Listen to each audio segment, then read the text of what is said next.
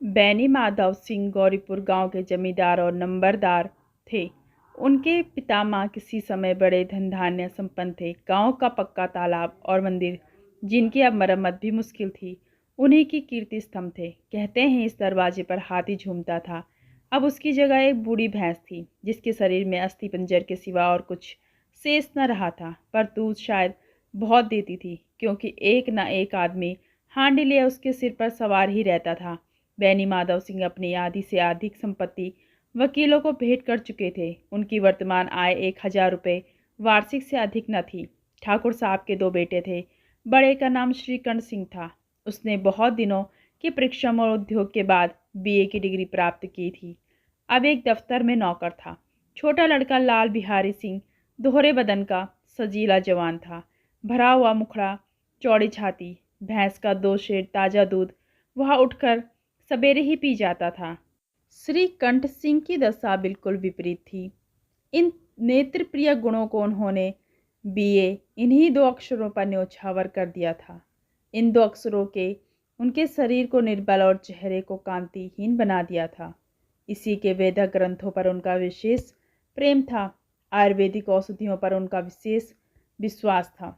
शाम सवेरे से उनके कमरे में प्रायः खरल की सुरीली कंठ मधुर ध्वनि सुनाई दिया करती थी। लाहौर और कलकत्ते के वेदों से बड़ी लिखा पढ़ी रहती थी।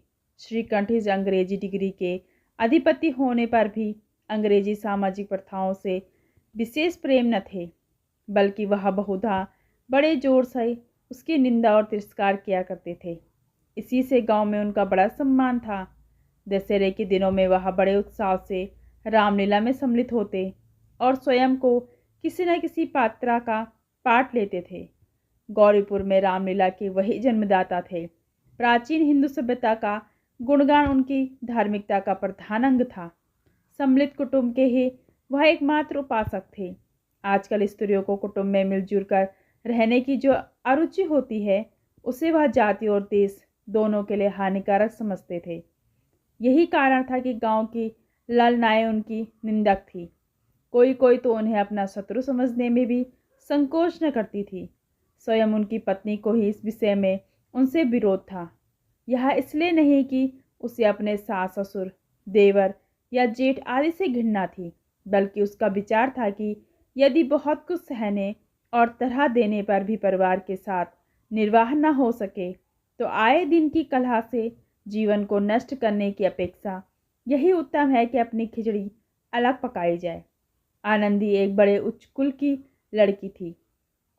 उसके बाप एक छोटी सी रियासत के तालुकदार थे। विशाल भवन, एक हाथी, 3 कुत्ते, बाज, बहरी सिकरे, झाड़ फानूस, आनरी मजिस्ट्रेट और ऋण, जो एक प्रतिष्ठित तालुकेदार के भोग्य पदार्थ थे, सभी यहाँ विद्यमान थे। नाम था भूप सिंह। बड़े उदार चित्त और प्रभावशाली पुरुष थे। एक दुर्भाग्य से लड़का एक भी न था। 7 लड़कियां हुई और देवयोग से सबकी सब जीवित रही। पहली उमंग में तो उन्होंने 3 ब्याह दिल खोल कर किए, पर 15-20 हजार रुपयों का कर्ज सिर पर हो गया तो आंखें खुली, हाथ समेट लिए। आनंदी चौथी लड़की थी। वह अपनी सब बहनों से अधिक रूपवती और गुणवती थी। इससे ठाकुर भूप सिंह उसे बहुत प्यार करते थे।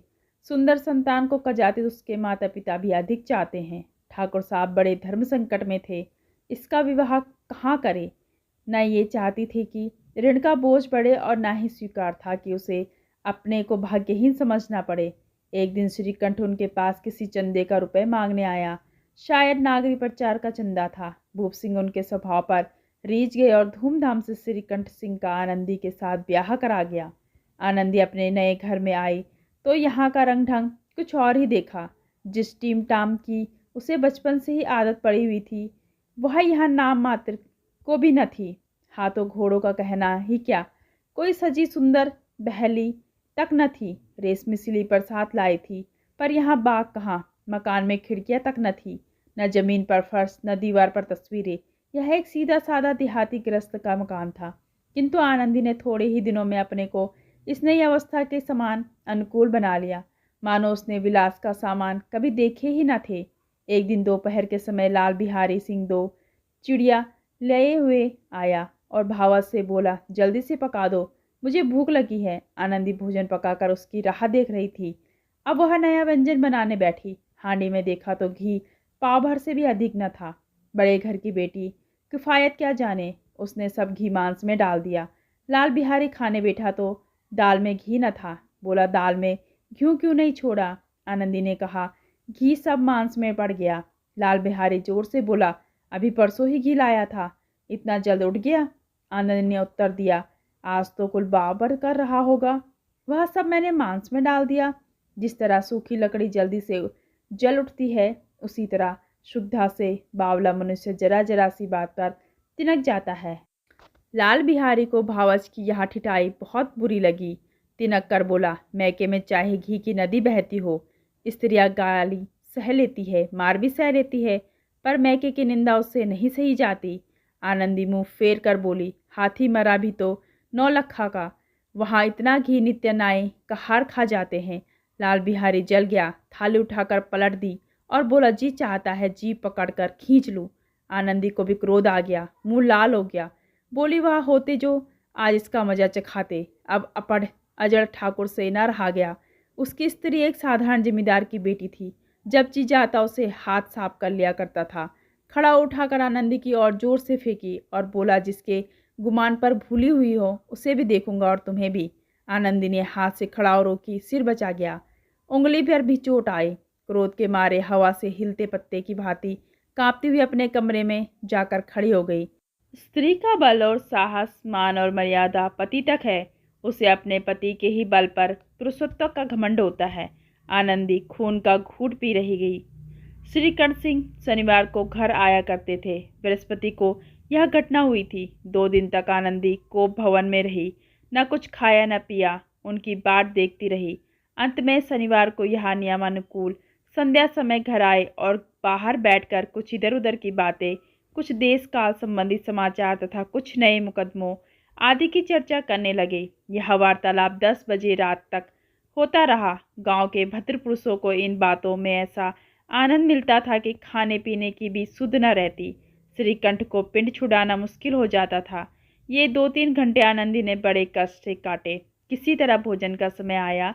पंचायत उठी। एकांत हुआ तो लाल बिहारी ने कहा, भैया आप जरा भाभी को समझा दीजिए, मुंह संभाल कर बातचीत किया करे, नहीं तो एक दिन अनर्थ हो जाएगा। बैनी माधव सिंह ने बेटे की ओर से साक्षी दी। हाँ, बहु बेटियों का स्वभाव अच्छा नहीं कि मर्दों का मुंह लगे। लाल बिहारी वहाँ बड़े घर की बेटी है तो हम भी कोई कर्मी कहार नहीं है। श्रीकंठ ने चिंतित स्वर से पूछा, आखिर बात क्या हुई? लाल बिहारी ने कहा, कुछ भी नहीं, यूं ही आप उलझ पड़ी।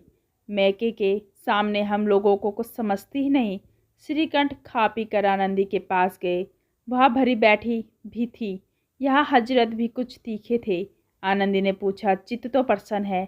श्रीकंठ बोले, बहुत प्रसन्न है, पर तुमने आजकल घर में क्या उपद्रव मचा रखा है? आनंदी की त्योरियों पर बल पड़े गए। झुंझलाहट के मारे बदन में ज्वाला सी दहक उठी। बोली, जिसने तुमसे यह आग लगाई है उसे पाऊं तो मुंह झुलस दूं। श्रीकंठ, इतनी गर्म क्यों होती हो?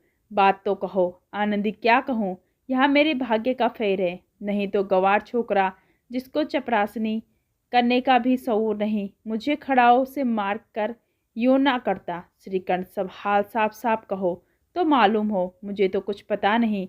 आनंदी, परसों तुम्हारे लाडले भाई ने मुझसे मांस पकाने को कहा। घी हांडी में पाव भर से अधिक न था। वह सब मैंने मांस में डाल दिया। जब खाने बैठा तो कहने लगा, दाल में घी क्यों नहीं है? बस इसी पर मेरे मैके को बुरा भला कहने लगा। मुझसे ना रहा गया। मैंने कहा कि वहाँ इतना घी तो नाई कहार खा जाते हैं और किसी को जान भी नहीं पड़ता। बस इतनी सी बात पर अन्यायी ने मुझ पर खड़ाव फेंक मारी। यदि हाथ से न रोक लूँ तो सिर फट जाता। उसी से पूछो मैंने जो कुछ कहा है वह सच है या झूठ। श्रीकंठ की आंखें लाल हो गई। बोले, यहाँ तक तो हो गया इस छोकरे का यह साहस। आनंदी स्त्रियों के स्वभाव अनुसार रोने लगी, क्योंकि आंसू उनकी पलकों पर रहते हैं। श्रीकंठ बड़े धैर्यवान और शांत पुरुष थे। उन्हें कदाचित ही कभी क्रोध आता। स्त्रियों के आंसू पुरुषों की क्रोधाग्नि भड़काने में तेल का काम करते हैं। रात भर करवटें बदलते रहे। उद्वग्नि के कारण पलक तक नहीं झपकी। प्रातःकाल अपने बाप के पास जाकर बोले, दादा अब इस घर में मेरा निबाह न होगा। इस तरह की विद्रोहपूर्ण बातें कहने पर श्रीकंठ ने कितनी बार अपने कई मित्रों को आड़े हाथों लिया था, परंतु दुर्भाग्य आज उन्हें स्वयं वही बातें अपने मुंह से कहनी पड़ी। दूसरों को उपदेश देना भी कितना सहज है। बेनी माधव सिंह घबरा उठे और बोले, क्यों श्रीकंठ? इसलिए कि मुझे अपने ही मान प्रतिष्ठा का कुछ विचार है। आपके घर में अब अन्याय और हठ का प्रकोप हो रहा है। जिनको बड़ों का आदर सम्मान करना चाहिए वे उनके सिर चढ़ते हैं। मैं दूसरों का नौकर ठहरा घर पर रहता नहीं। यहाँ मेरे पीछे स्त्री पर खड़ा और जूतों की बौछारें होती है। कड़ी बात तक चिंता नहीं, कोई एक की दो कह ले, वहाँ तक मैं सह सकता हूँ, किंतु यह कदापि नहीं सह सकता कि मेरे ऊपर लात घुस्से पड़े और मैं दम न मारूं। बैनी माधव सिंह कुछ जवाब न दे सके। श्रीकंठ सदैव उनका आदर करते थे। उनके ऐसे तेवर देकर बूढ़ा ठाकुर अवाक रह गया। केवल इतना ही बोला, बेटा तुम बुद्धिमान होकर ऐसी बातें करते हो। स्त्रियाँ घर का नाश करती है, उनको बहुत सिर चढ़ाना अच्छा नहीं। श्रीकंठ इतना तो मैं जानता हूँ, आपके आशीर्वाद से ऐसा मूर्ख नहीं हूँ। आप स्वयं जानते हैं कि मेरे ही समझाने बुझाने से इसी गांव में कई घर संभल गए, पर जिस स्त्री की मान प्रतिष्ठा का ईश्वर के दरबार में उत्तरदाया हूँ, उसके प्रति ऐसा घोर अन्याय और पशुवत व्यवहार मुझे असह्य है। आप सच मानिए, मेरे लिए यही कुछ कम नहीं। अब बैनी माधव ने भी गरमाए हुए ऐसी बातें सुन न सके। बोले, बलाल बिहारी तुम्हारा भाई है, उससे जब कभी भूल चूक हो उसके कान पकड़ो, लेकिन श्रीकंठलाल बिहारी को मैं अब अपना भाई नहीं समझता। बैनी माधव सिंह स्त्री के पीछे?